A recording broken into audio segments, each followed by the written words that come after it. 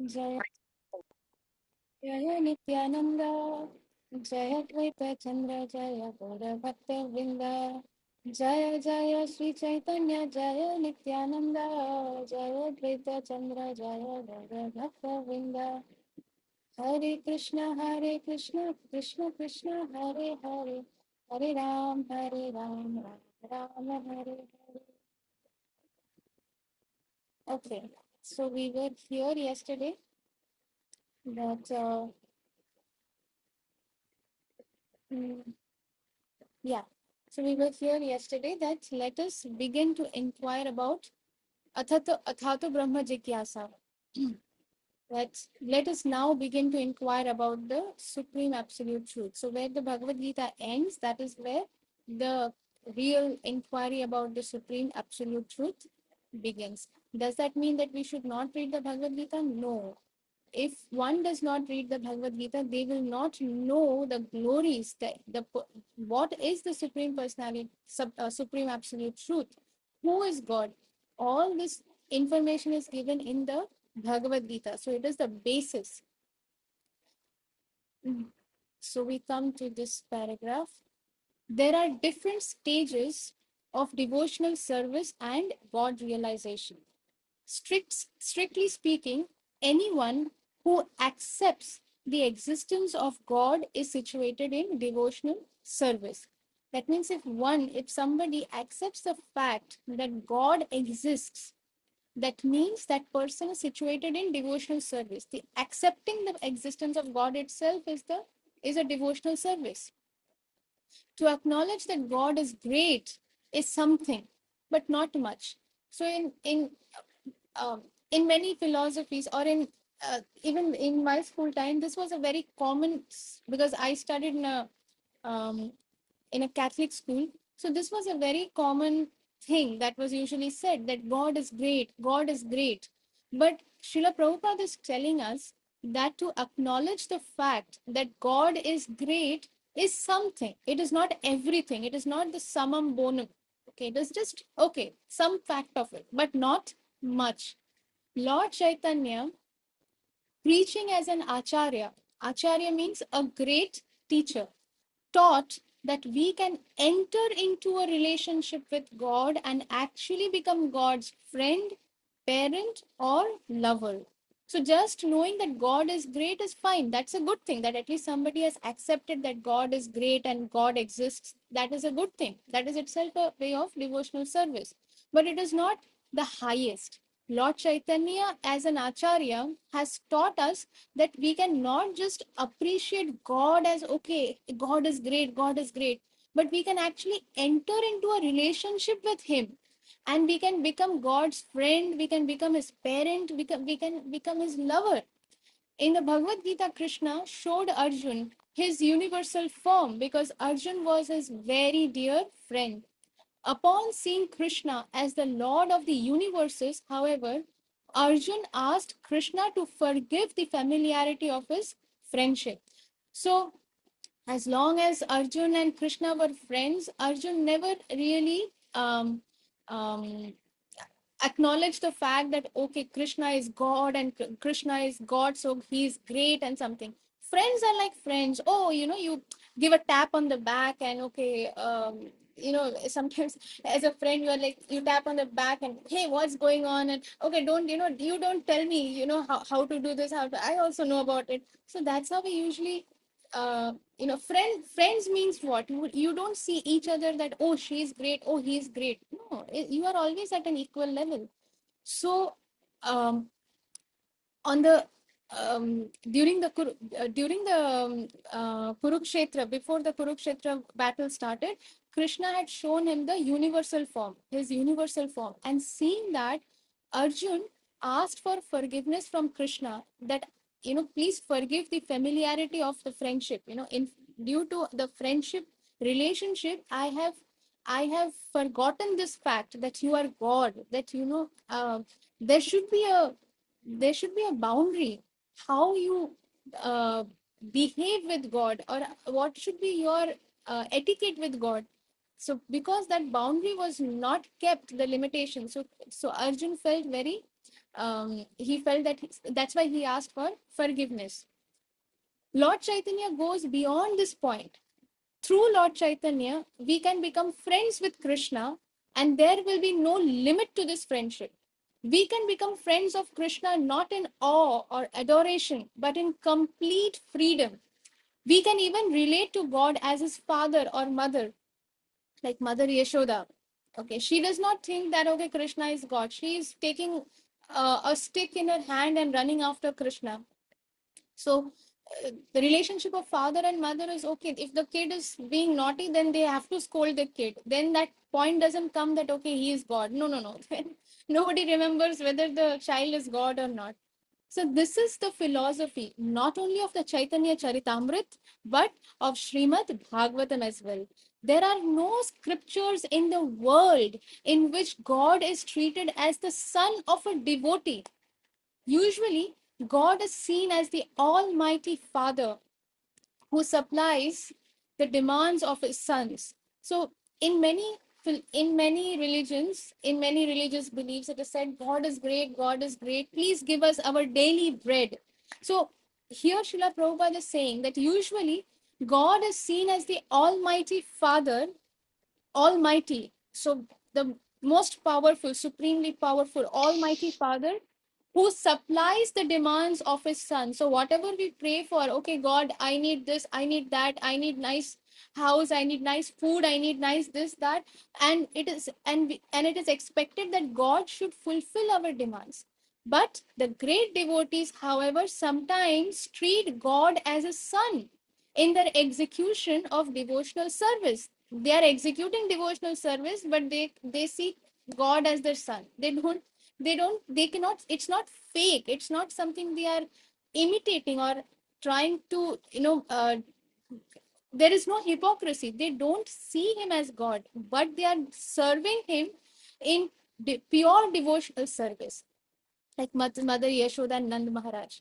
The son demands and the father and mother supply. So usually in the material world, the sons are demanding, give me this, give me that. But in the spiritual world, the son means God, Krishna. He is demanding and the father and mother are supplying. The devotees are supplying.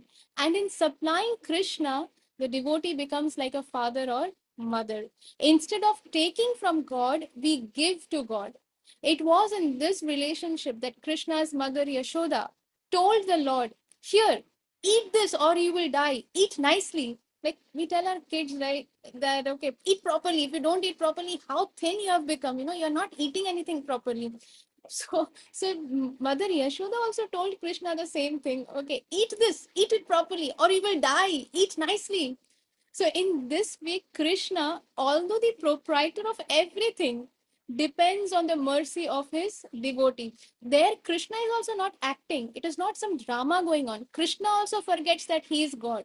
He is the son. He forgets about everything else. He knows Mother Yashoda as his mother. He knows Nand Maharaj, Nand Baba as his father. He does not remember that he is God when this pastime is going on. In this way, Krishna, although the proprietor of everything, depends on the mercy of his devotee. This is a uniquely high level of friendship in which the devotee actually believes himself to be the father or mother of Krishna. However, Lord Chaitanya's greatest gift was his teaching that Krishna can be treated as one's lover.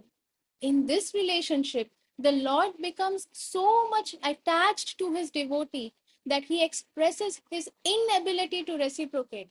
When the gopis, when Krishna was leaving um, Vrindavan, that he acknowledged this fact, that he acknowledged this his feelings to the gopis, that what all of you have done for me and what all of you do for me, I can never reciprocate to that extent. And the gopis accepted, yes, no problem, but we still want to do for you.